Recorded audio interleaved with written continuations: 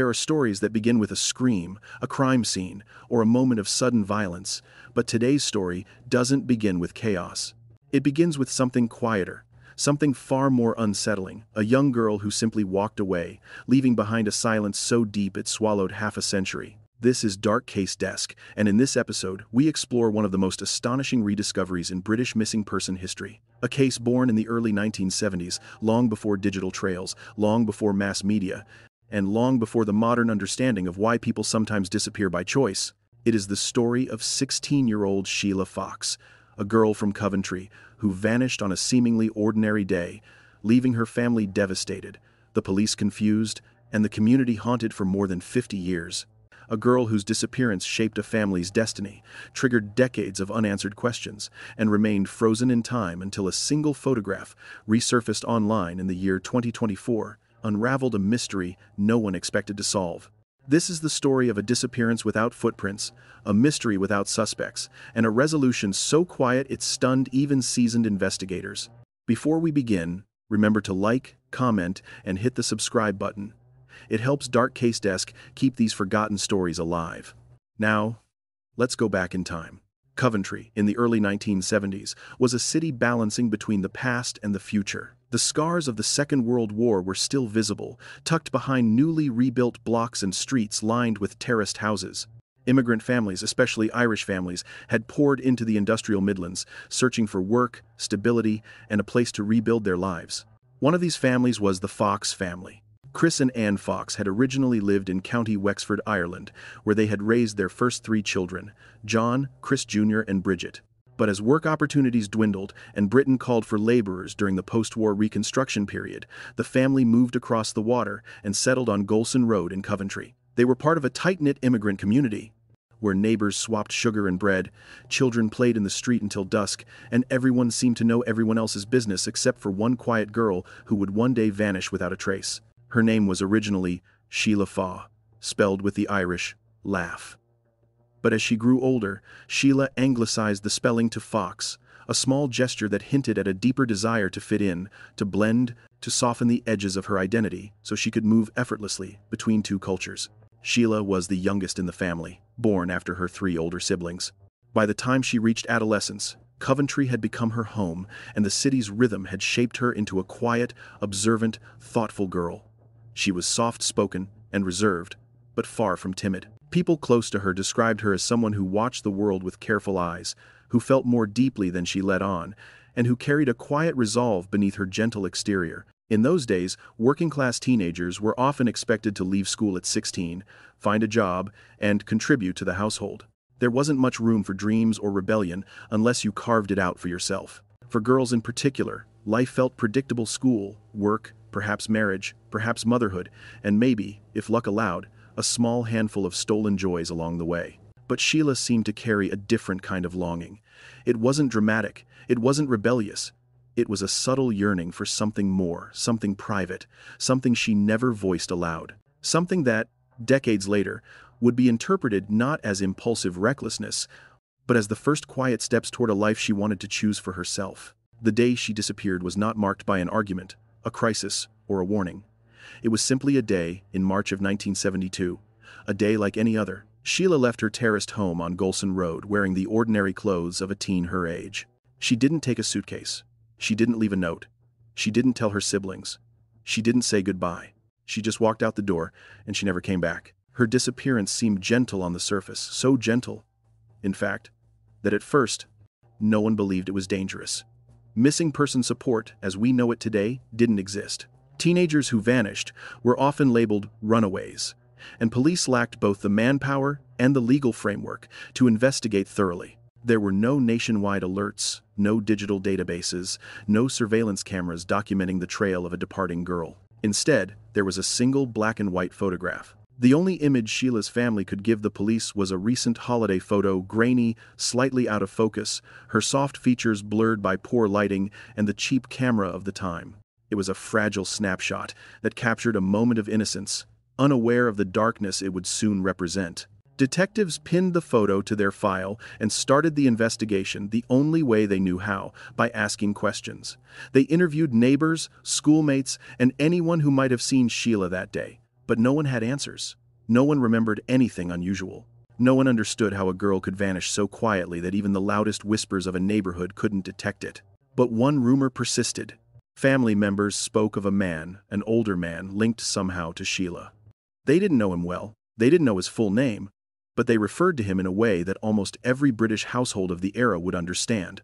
The man from Prue. Prue was shorthand for Prudential, the insurance company whose door-to-door salesman became so embedded in British culture that the nickname stuck nationwide. These men visited homes regularly, building relationships, catching up on payments, and sometimes becoming far more involved in the lives of the families they visited. Was Sheila romantically involved with one of them? Was he a confidant? A partner? A protector? Or someone she trusted enough to follow? Police couldn't confirm his identity. But decades later, this supposed rumor would align with a startling truth. Sheila's child, born barely 16 months after her disappearance, was fathered by a man from Enfield in North London, a man whose identity would shape the next chapter of her life. For Sheila's parents, the disappearance cut deeper than any rumor could explain. Their youngest daughter, the baby of the family, had left without a word. The grief was immediate and overwhelming, but so was the confusion. If Sheila had been in danger, wouldn't someone have seen something? If she had run away, wouldn't she have contacted them eventually? Days turned into weeks, weeks into months, months into years, and slowly, painfully, the Fox family accepted a fading possibility, that Sheila was gone forever. By 1976, 4 years after the disappearance, Chris and Anne made a decision that would alter the course of the story. They packed up their remaining children, left Coventry, and immigrated to Delta, British Columbia, Canada. Some believed the move was driven by heartbreak. Others believed they needed a fresh start, far from the house where their daughter's absence was felt in every room. But before they left, something strange happened. Family members recall Chris and Anne telling relatives that Sheila had been found, that she was safe, that somehow, somewhere, a message had reached them, confirming that their daughter was alive. But when police reopened the case decades later, they discovered the truth. No such record existed. No message was ever logged.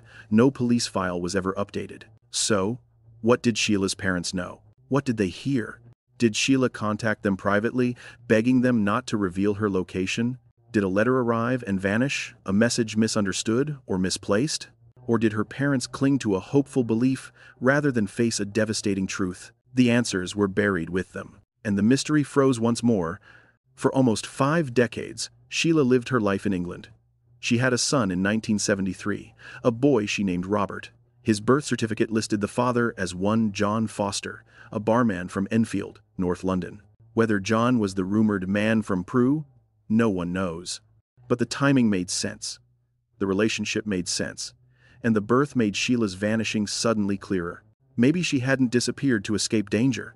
Maybe she disappeared to escape expectations, to escape shame, to escape a life she didn't want, or to embrace a life she believed she deserved. Sheila later married a second time in 1983, to a man named Jack Thorpe, a chauffeur and divorced father of 2. She lived quietly, unobtrusively, moving between North London, then to Cricklewood, and eventually settling in Watford.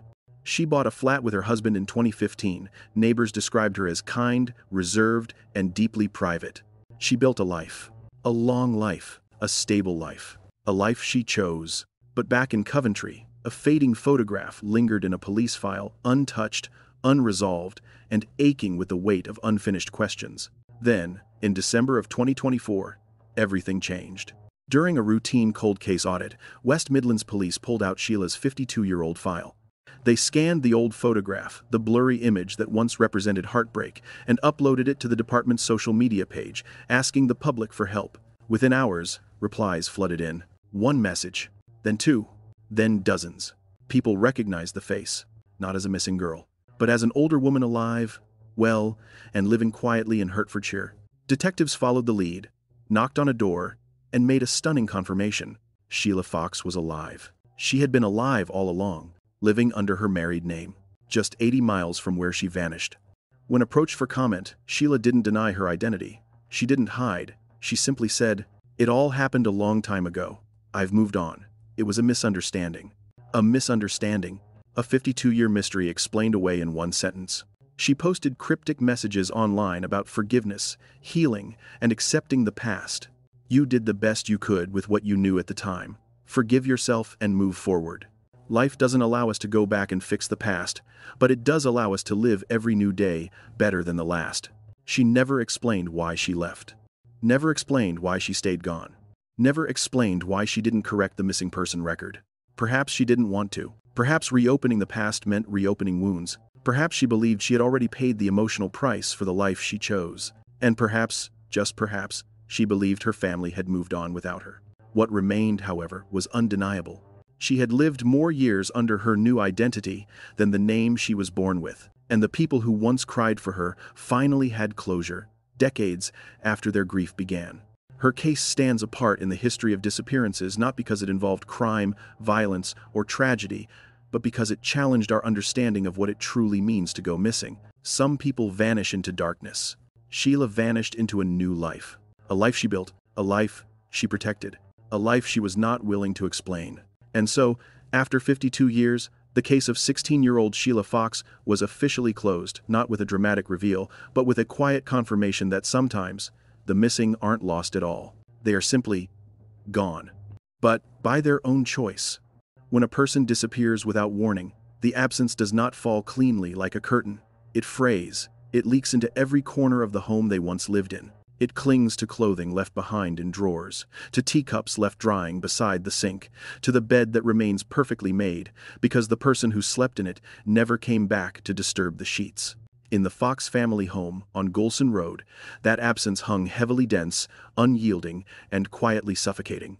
To understand the disappearance of 16-year-old Sheila Fox, we must first understand the world. She stepped out of a world shaped by poverty, tradition, immigrant resilience, and the complicated emotional terrain of a teenager living in a time where privacy was scarce and expectations were rigid. This chapter is not just a continuation of Sheila's story. It is the story of the people who loved her, the community that searched for her, and the decades-long shadow cast by a choice she made on a quiet afternoon in March of 1972. It is the story of a family rebuilt on hope, grief, resolve, and ultimately, acceptance. The Fox family was no stranger to hardship. Their journey from Ireland to the Midlands had been forged by necessity, not adventure. Work was limited back home, opportunities even more scarce, and the rumble of British industry promised stability. Like many Irish families of the era, they arrived with little more than determination and a willingness to start over. Their terraced home on Golson Road was modest, but always warm, filled with the familiar buzz of a household with children. There were the usual daily sounds. The whistle of the kettle, a radio humming in the background, the shuffle of feet on creaking wooden floors, the muffled arguments that siblings inevitably have. It was an ordinary home, an ordinary life, until one day one of those sounds disappeared forever. Sheila's room became a vacuum of questions. Her clothes remained folded neatly. Her bed remained made. Her school books sat exactly where she left them. A hair ribbon lay on her dresser, untouched. A small, youthful secret. She had written her name with a heart above the I. The police took note of these details when they first investigated, but all they found were symbols of incompletion, the belongings of a girl who left the world quietly, without friction, without resistance. There was no sign of struggle, no sign of rushed packing, no torn pages from a diary, no message that hinted at fear or desperation. Her disappearance was clean, too clean, and that is precisely what made it so haunting. Her family tried to keep her room the same, at least at first. But as the months stretched into years, and the years into decades, the physical reminders of Sheila's life slowly faded. Items were boxed away, furniture was moved, paint yellowed. Eventually, her room stopped being a shrine and became simply another part of the house. But one thing remained: the silence. Contrary to modern storytelling, the Fox family did not live in a world where missing children generated front-page headlines or instant police mobilization. In 1972, a teenager's vanishing was often categorized not as a crisis, but as a likely runaway situation, especially for girls. It was assumed they would come back on their own, that they were defiant, emotional, impulsive, that they would learn their lesson. But Sheila was not impulsive. She wasn't defiant. She wasn't dramatic. She wasn't the type to disappear in anger or rebellion, and yet, she disappeared. When police began their investigation, they worked with what little they had. There were no surveillance cameras to check, no credit card trails, no cell phone signals to trace. Investigators relied entirely on interviews, speculation, and the faint hope that anyone had seen Sheila after she walked out her front door. But no sightings were confirmed. No bus drivers remembered her. No train station employees recalled a girl traveling alone. No friends or neighbors came forward with helpful information. No strangers offered promising leads. Her disappearance was so clean, so frictionless, that it seemed almost supernatural. A girl leaving home should leave footprints, conversations overheard, receipts, sightings, rumors. But Sheila left none. Her absence was too perfect to be accidental, too deliberate to be a kidnapping, too quiet to be violent. It was a choice, a determined one, a meticulously concealed one. Her parents struggled most with the tormenting uncertainty. Had they argued with her unknowingly? Did she feel unloved? Was she hiding a secret? Was she pregnant? Was she afraid? These questions circled endlessly, never landing on a firm answer. Her father, Chris, was said to have aged rapidly in the first year after Sheila vanished. His hair grayed, his expression hardened, he developed a quietness that seemed to settle into his bones. Irish fathers of the era were often emotionally distant, shaped by war, poverty, and masculinity.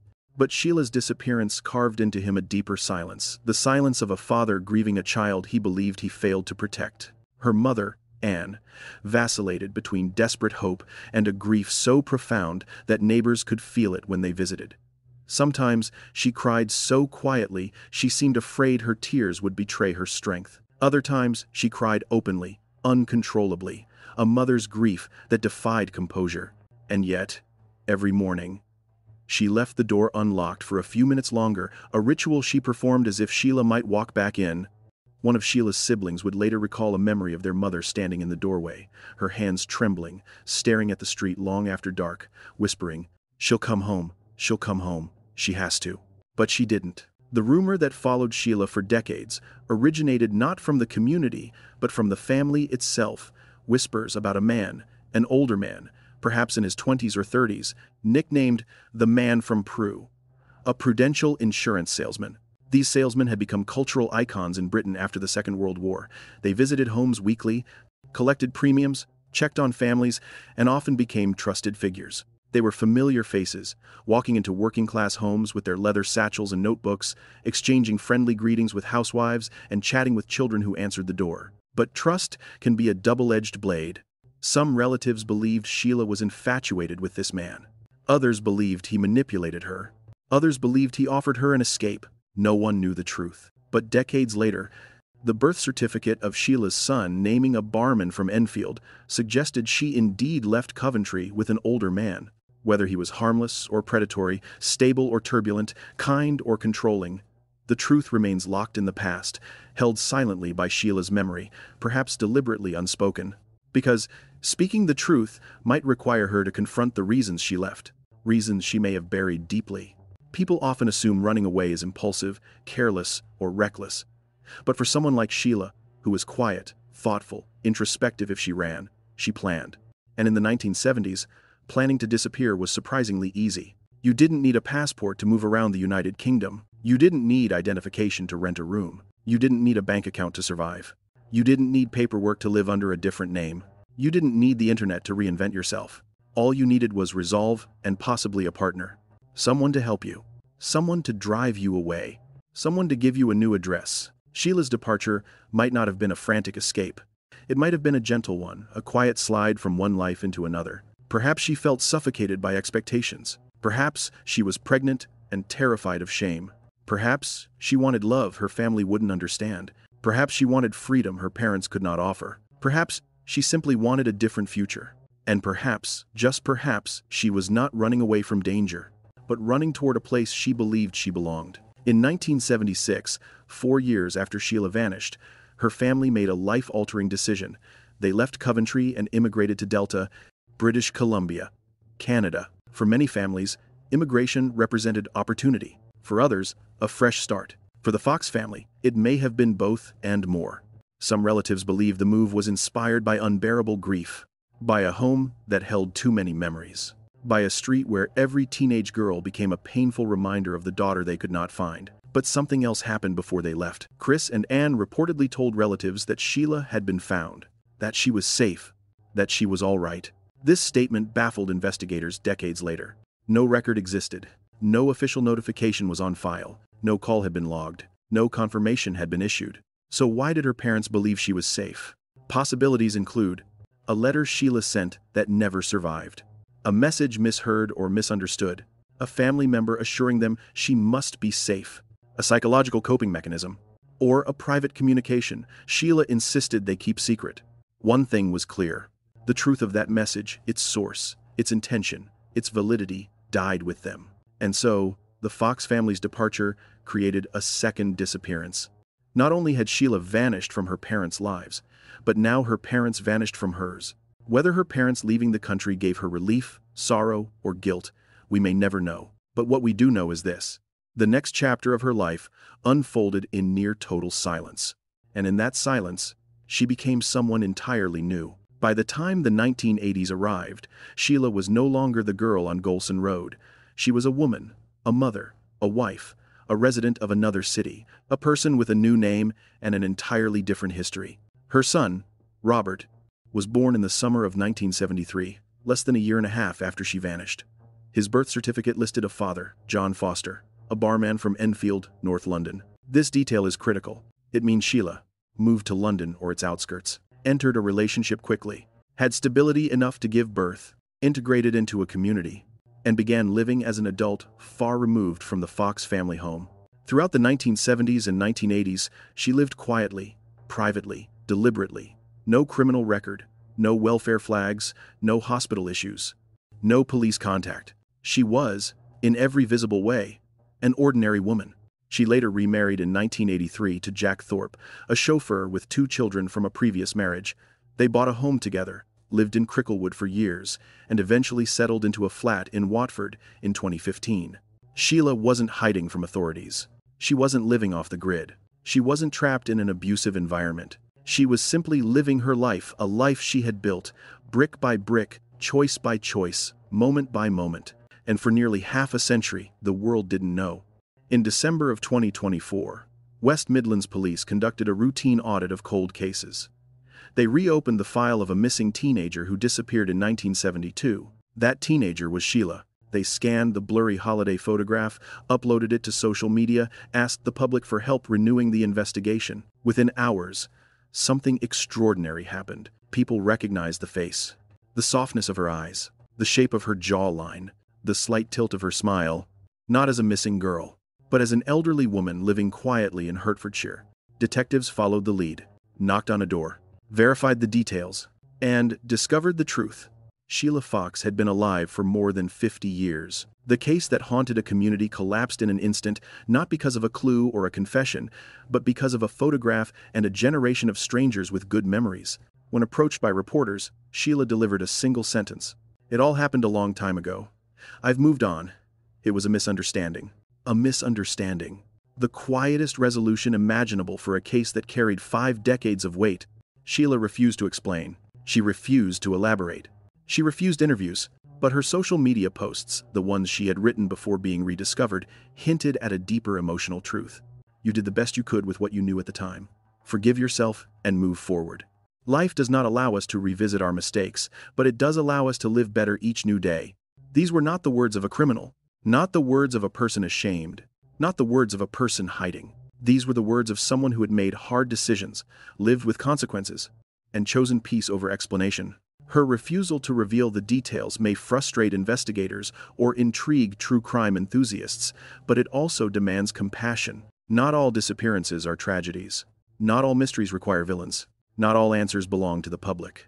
Some belong solely to the person who lived them. And Sheila chose silence. Not fear. Not secrecy.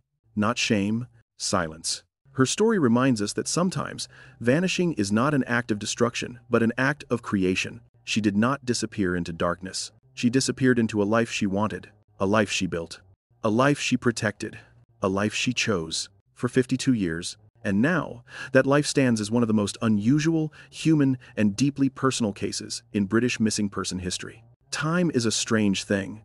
It does not just pass, it reshapes.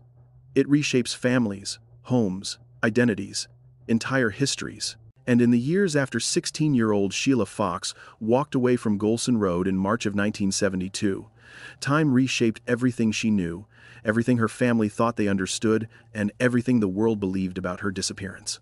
What makes Sheila's case so extraordinary is not simply that she was discovered alive decades later, but that the years she spent away, half a century of silence, half a lifetime of reinvention, were not lived in the shadows of crime or coercion.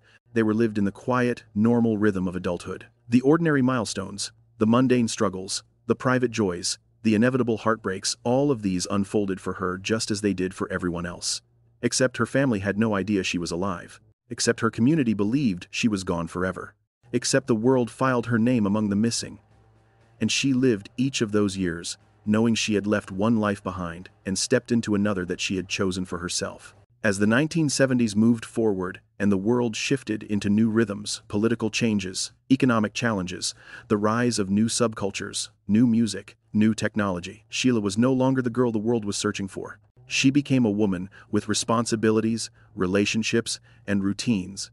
The 1970s were a decade of transition, both for Britain and for Sheila. But while the country grappled with strikes, inflation, and social unrest, Sheila navigated her own, quieter transitions, the ones that happened behind closed doors, in kitchens, in doctors' offices, in partnerships, in the small moments that shape a life. Only a year after she left Coventry, she gave birth to her son, a boy she named Robert.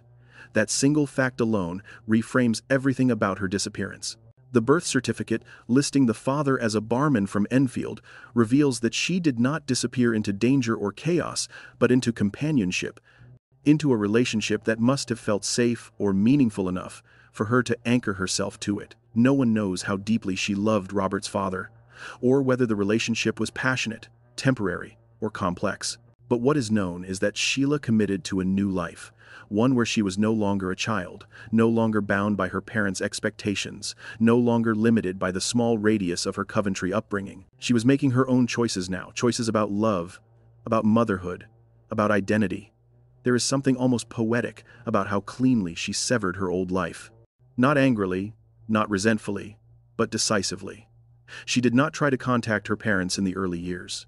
She did not attempt to revisit her old home. She did not send word. Her silence was complete. But silence does not mean absence of emotion. It does not mean she never missed home. It does not mean she never thought about her parents, her siblings, or the family she left on Golson Road. It simply means she lived with those thoughts quietly, privately, the way some people carry scar tissue beneath clothing where no one else can see it. She began her life in London, where anonymity was easier to maintain. Cities have a way of absorbing you, pulling you into their current until you become just another moving part among millions. That anonymity likely comforted her. In Coventry, she was someone's daughter, someone's sister, a familiar face in a tight community. In London, she was no one at all, free to become someone new. The 1970s blurred into the 1980s, a decade defined by more stability for her. While the world outside faced rapid cultural change, neon colors, booming consumerism, political shifts, Sheila was navigating adulthood in quiet increments. By 1983, she remarried. Her second husband, Jack Thorpe, was older than she was, a man with 2 children of his own from a previous marriage. He worked as a chauffeur. Their life together was not glamorous, but it was steady, ordinary, the kind of life built by people who want routine rather than attention. They lived in Cricklewood for years, a neighborhood where she blended easily into the background, familiar to neighbors but not memorable enough to attract unwanted curiosity. What makes Sheila's story so haunting is how normal her life was. There were no aliases, no illegal activities, no dramatic relocations, no constant reinvention. She simply became a woman named Sheila Thorpe, married, private, raising her child, then later becoming part of a blended family when Jack's children came into her life.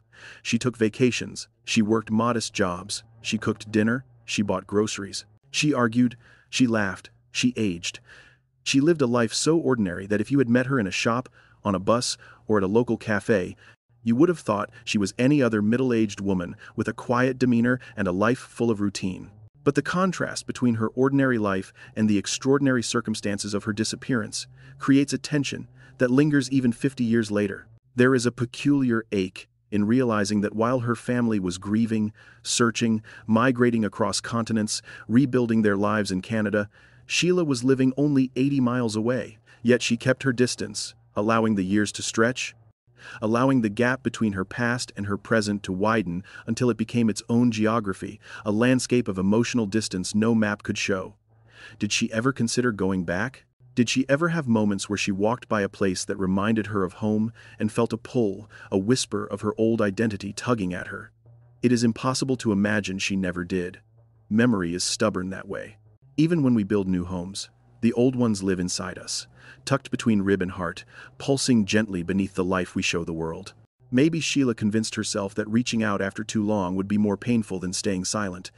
Maybe pride kept her away. Maybe fear. Maybe guilt. Or maybe she believed for reasons only. She understood that her absence was better for everyone. Mothers and fathers of runaway children often torture themselves, wondering what they did wrong. They hold that pain as if it were a weight they alone must carry. But the child who disappears carries a weight too, the knowledge that they left people who loved them behind. In some cases, the only way a person can survive emotionally is to maintain the silence once it begins. Breaking it might reopen everything they ran from. The 1990s arrived, and Sheila grew older. The little girl on the missing posters would have been in her 40s by then. Technology was changing. The internet was beginning to shrink the world. Information traveled faster. Photographs remained searchable. Identities became harder to hide. Yet Sheila continued her life without drawing attention. She was not hiding from the law. She was not hiding from threats. She was simply not looking back. In 2015, she and her husband purchased a flat in Watford, a quiet, suburban corner of Hertfordshire. They had achieved what many who grew up in working-class immigrant families dream of: stability, a home of their own, and a life that had room for peace. But all the while, her old photograph, the grainy one her parents had given to police, sat filed away in a cold case drawer. Over the decades, police reforms, digital archiving, and forensic advancements transformed investigative work. But many old cases remained unsolved simply because no one had revisited them. That is exactly what happened with Sheila's. Decades passed, new officers came and went, and Sheila grew older as her friends from a former life grew older too. Unaware she was alive, the world outside continued to transform. Social media became a global stage, a place where the past could resurface in a single moment, where long-lost connections could be rebuilt in seconds. But Sheila stayed quiet. She lived offline for much of her life, only joining social media later. And even then, only in the modest, reserved way that older adults often do, sharing quotes, posting simple affirmations, leaving no details about her personal history. And yet, the quotes she shared revealed more than she might have intended. Messages of forgiveness, messages of healing, messages about letting go of pain, messages about accepting what cannot be changed. They were tender, introspective, and subtly sorrowful. These were not the words of someone indifferent to her past. They were the words of someone who had carried emotional weight for decades, quietly, privately, and alone. Then came December of 2024, the month when everything changed. West Midlands Police conducted a simple cold case review, a procedural audit, not an emotional one. An officer pulled out an old file and saw the faded photograph of a teenage girl last seen in 1972. The officer scanned it into a computer, typed a brief description, and posted it online, requesting public assistance.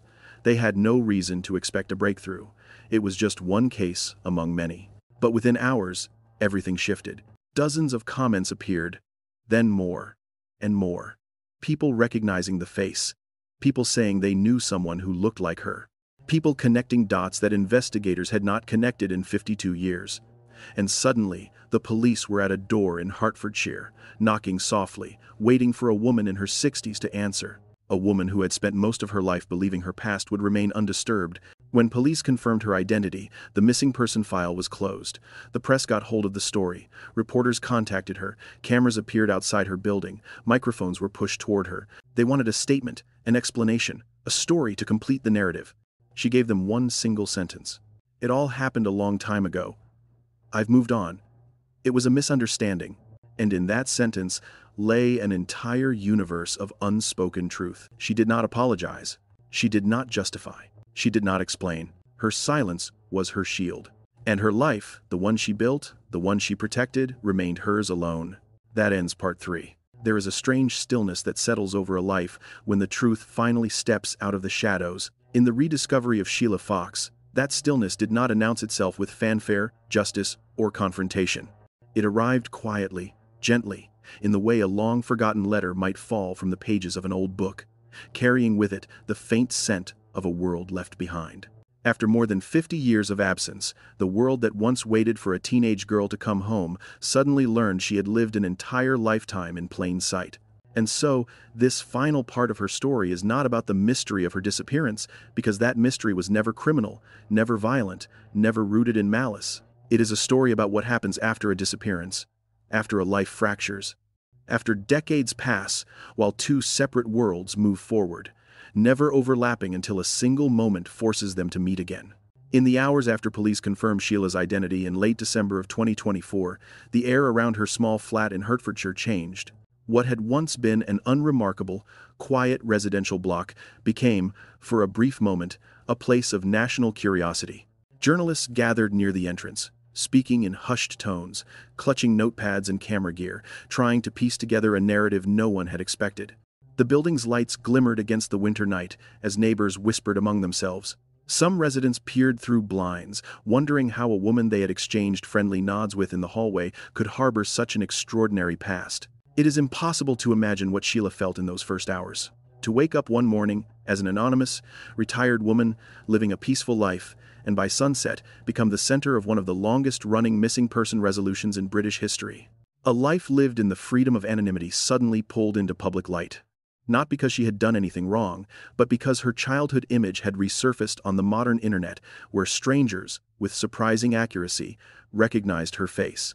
Sheila did not collapse under the pressure. She did not weep publicly or offer emotional statements. She did not recoil from the world. What she offered instead was a single, composed sentence, measured, contained, quietly resolute. It all happened a long time ago. I've moved on. It was a misunderstanding. To many, it was unsatisfying, even frustrating. But to experts in psychological survival, those words revealed far more than they concealed. A misunderstanding is what a person calls a wound that has long healed into scar tissue. A misunderstanding is what a person calls a chapter of life too old, too emotionally expensive to reopen. And in this moment, we begin to understand that the girl who walked away in 1972 did not vanish into mystery. She vanished into adulthood, into autonomy, into a sense of self she could not cultivate in the world she left behind. Behind her simple sentence lies decades of unspoken emotion. The silence of long bus rides, the quiet breathing of her child sleeping beside her, the sound of her own heartbeat as she learned to become someone new. Behind her silence lies years of ordinary routines, working, cooking, aging, loving, arguing, healing, rebuilding. And behind all of that lies the knowledge that while she moved on, her past did not. Her absence became a wound that reshaped her family's trajectory forever. In Canada, where her parents and siblings had built a new life after leaving Coventry in 1976, the news of Sheila's rediscovery spread slowly, gently.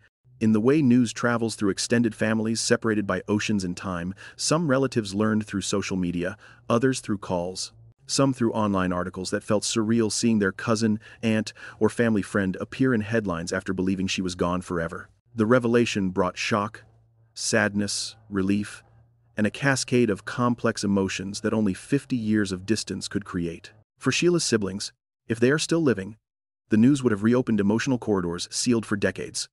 In missing person cases, families often experience something called ambiguous grief, a psychological state where closure is absent, where the mind oscillates between hope and despair, unable to anchor itself to any reality. For the Fox family, ambiguous grief lasted more than 5 decades. And in a split second, ambiguous grief became something else entirely.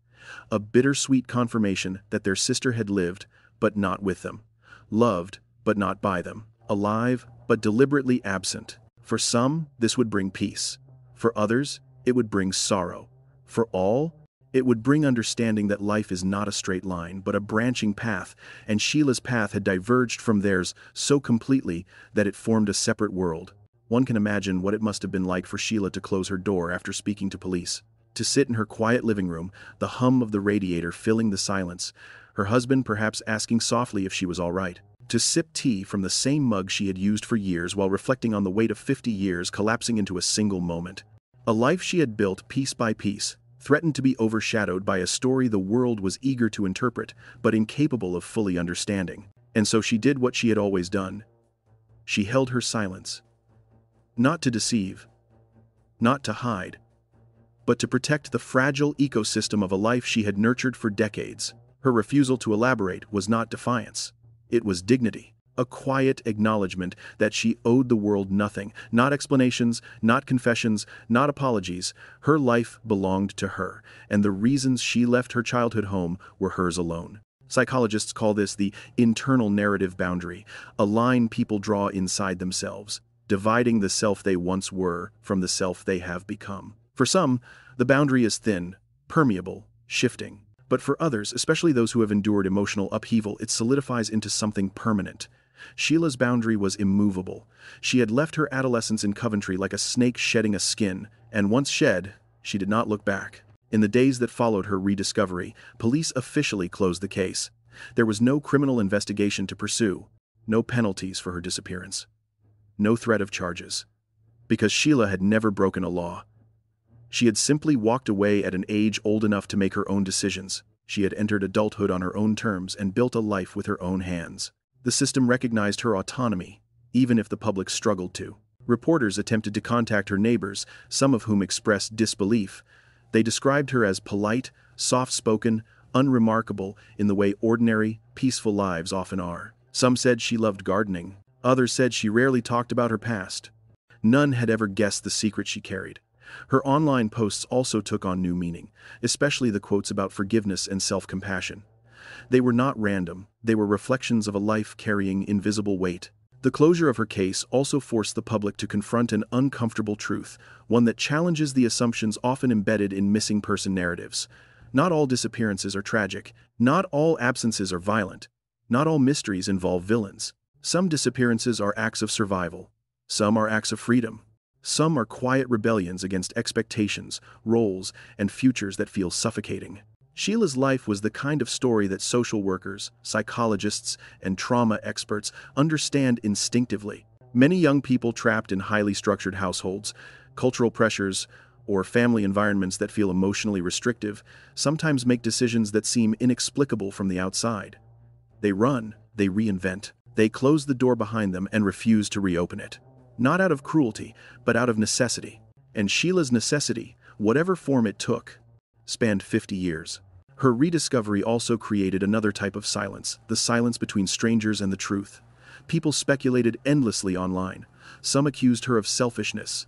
Others framed her as a victim of something unspeakable. Others romanticized her reinvention as a bold act of independence. But the truth lay somewhere between these extremes, in the quiet human complexity that rarely fits into a neat headline. Perhaps the most poignant part of her rediscovery is the realization that Sheila did not live those decades waiting to be found. She lived them believing she never would be. And perhaps she wanted it that way. There is a freedom in anonymity that she may have treasured, a freedom from expectation, from judgment, from the ghost of a childhood she chose not to revisit. But no matter how she felt about it, the rediscovery transformed her life. And perhaps, in the privacy of her home, she needed time to grieve the quiet world she had built before it was touched by the past she believed was long buried. No one can predict how Sheila's story will end. But one thing is certain, her rediscovery will echo for years through the fields of missing person research, psychology, and family dynamics. Hers is a rare case, a peaceful disappearance, a life rebuilt, a mystery solved by memory rather than evidence.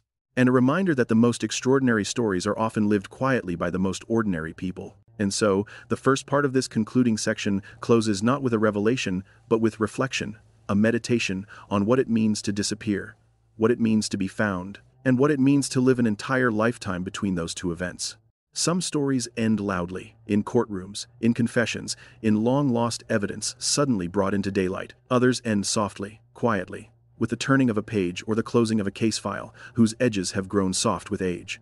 But the story of Sheila Fox, the girl who walked away from a terraced house in Coventry in March of 1972, does not end in either of these ways. It ends in a more human place, a quieter place. A place where grief, memory, time, and identity all collide without accusation or resolution. A place where the truth itself is not a weapon, but a whisper. In the days after her rediscovery, Sheila moved through the hours with a kind of deliberate slowness.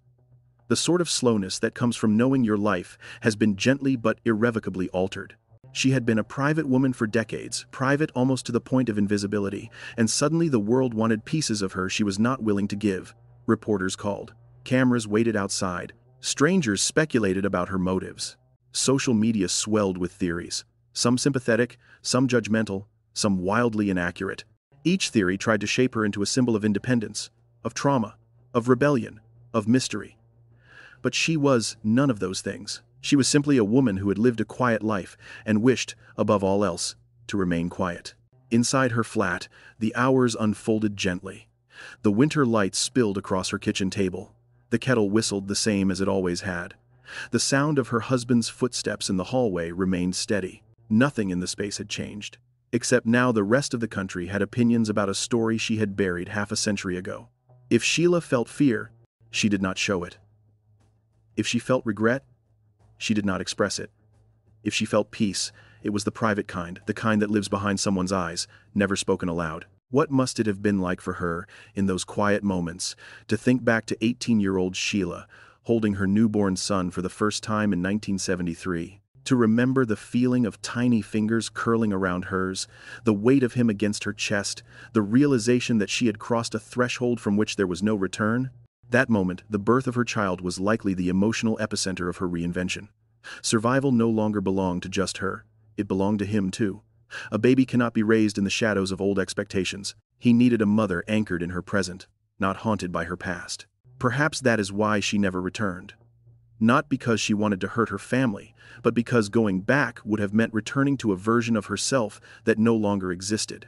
The girl who left Golson Road did not survive long. She transformed not instantly, but gradually, quietly, the way dawn becomes morning. And returning home would have meant stepping back into a skin she had shed. Her silence was not neglect, it was self-preservation. Families often struggle to accept this. When someone disappears, the hole they leave is not symmetrical. It does not have the same shape for the person who leaves as it does for the people left behind. Parents lose a child, siblings lose a part of their childhood, communities lose a neighbor. But the person who leaves often feels they have lost something too, a sense of safety, belonging, identity, but they also feel they have something to gain. Sheila gained a future she believed she could shape herself. Still, human hearts are complicated. Even people who choose silence are not immune to memory. It is difficult to imagine she never wondered what became of her parents. Whether they forgave her, whether they hated her, whether they understood, whether they grieved deeply or eventually accepted a story that allowed them to move forward. Some relatives later recalled that her parents believed she had been found before they emigrated in 1976. Whether this belief was true, mistaken, or born out of hope, no one can say. But for Sheila, perhaps that fragment of memory, the notion that her parents believed she was safe, offered comfort enough to continue with the life she built. There are moments in every mystery where one must accept that some answers belong only to the person at the center. Sheila's reasons, fears, dreams, and decisions are among those answers. The world may never hear them, and perhaps that is for the best. Some wounds heal best when not reopened. But there is another dimension to this story, the one that exists in the hearts of families who lose someone without a trace. The Fox family's path was permanently altered after 4 years of searching, whispering, hoping, and grieving. They packed their lives into suitcases and crossed the Atlantic Ocean, settling in the quiet suburbs of British Columbia. Their home in Canada became a place where the presence of one absence shaped how love and memory were expressed. Families that lose someone often develop rituals, spoken or unspoken, that tether them to the missing. A photograph left in a drawer, a story told less often, a birthday remembered privately, a name mentioned only in gentle tones. One can imagine these rituals existed for the Fox family too, even as they tried to rebuild their lives. The starkest irony of the story is that while the Fox family moved thousands of miles away, Sheila remained relatively close. But proximity is meaningless when emotional distance becomes an ocean of its own. Had she seen reports of their emigration? Had she ever considered that they might have left partly because they could no longer bear the ghosts of what Coventry held? Did she ever stand in a market or walk down a London street knowing her family now lived on another continent? These questions linger like shadows, unanswerable yet heavy with implication. Experts in family estrangement describe a phenomenon known as the fracture that becomes a border. A family break, whether caused by conflict, secrecy, fear, or trauma, can harden into a psychological border. Crossing that border feels dangerous, like stepping into unknown emotional territory. The longer the distance stretches, the harder it becomes to cross. Eventually, a point is reached where the person believes crossing back would cause more damage than remaining apart. Sheila, perhaps, reached that point decades before her story resurfaced. Her husband, the man she married in 1983, was by all accounts a supportive, gentle presence in her life. He worked, she managed the home, and together they carved out an existence that felt safe. If he knew pieces of her past, he kept them private. If he understood the weight she carried, he did not force her to speak. Many people live their lives without sharing every detail of their pasts with their partners, especially details that bring emotional turbulence. It is entirely possible he knew only the broad strokes. It is equally possible he knew more than anyone realized. The moment police informed Sheila that her past had caught up to her might have been a moment of profound internal reckoning. Not a dramatic one, not an explosive one, but a moment where two emotional worlds touched the world she had built and the world she had left. One can almost see her sitting in her living room as the officers gently closed their notebooks, thanked her for her time, and stepped back into the corridor of her building. The door closing behind them might have sounded heavier than usual. The air inside the flat might have thickened, the hum of the refrigerator might have felt louder. Even ordinary sounds take on strange meanings when the past shifts beneath your feet. After the story broke publicly, Sheila was seen only briefly outside her flat, a quick walk, a quiet errand, a brief nod to a neighbor. She did not hide, but she did not linger. Privacy had been her sanctuary for 50 years, and she clung to it with quiet determination. Some people wondered why she had not deleted her social media accounts after the story went public. But perhaps those accounts represented the most honest fragments of her emotional world, quotes about forgiveness, renewal, resilience. They were not confessions, they were reflections. And maybe she wanted them to remain visible as a testament to the emotional journey she had traveled alone. In the weeks following her rediscovery, the renewed interest in her past gradually faded. Reporters moved on. The police closed the file. Online theorists turned their attention to new cases, and life around Sheila's flat returned to its usual pace. Conversations shifted back to bin schedules, market prices, the weather. Her anonymity, while damaged, began to repair itself. And quietly, the world stepped back. But something else happened in that time, something understated, private, and deeply human. Relatives who had long wondered about her fate reached out indirectly to the public, expressing bewilderment and bittersweet relief. Some wondered if Sheila might one day contact them. Others respected her silence. One relative reportedly said that they had long made peace with whatever the truth was, and Sheila being alive was a gift wrapped in sadness. A gift wrapped in sadness. Few phrases capture the essence of this story better. Because this is not a story with a villain. There is no criminal to name. No sinister motive to expose. No dramatic rescue. No arrest. No confession. No courtroom. It is a story about choice, identity, and the complexity of the human heart. It is a story about a girl who became a woman on her own terms. A story about a family who learned to heal despite unanswered questions. A story about time's ability to both wound and mend. And it is a story about closure, not the kind we see in films, but the type that real life offers. Quiet, ambiguous, incomplete, but meaningful nonetheless. In the final reflection of her life as understood by the world, Sheila's disappearance stands as a reminder that not every mystery hides darkness. Sometimes the most mysterious stories are simply human stories, tangled, imperfect, and deeply personal. And so, as we close this final chapter, we recognize Sheila not as a symbol of tragedy, but as a symbol of autonomy. Not as someone defined by her disappearance, but by her ability to build a life beyond it.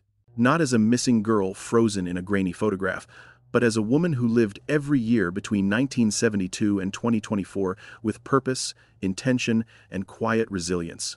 The girl who vanished did not die. She grew older. She built a life.